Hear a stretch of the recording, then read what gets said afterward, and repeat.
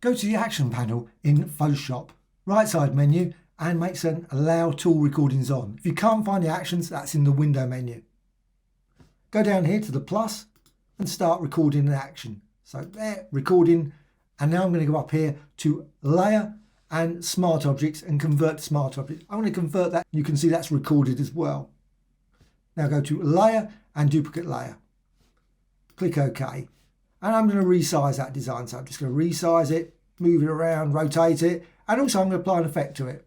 So press return and filter and down to blur and Gaussian blur. Any of the blurs, just use that. So you can see now I've blurred that, click OK. And that also is recorded. You've got Gaussian blur, that's recorded there. What I'm going to do, duplicate that layer. So layer and duplicate layer, click OK.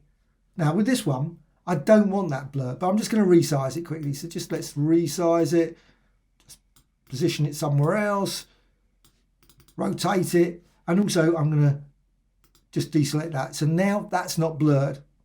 Now I can also go again, layer and duplicate layer, click OK, and then I can move that one down. So I've got that image and I can rotate that, and you can build up 50, 60 different layers of this approach.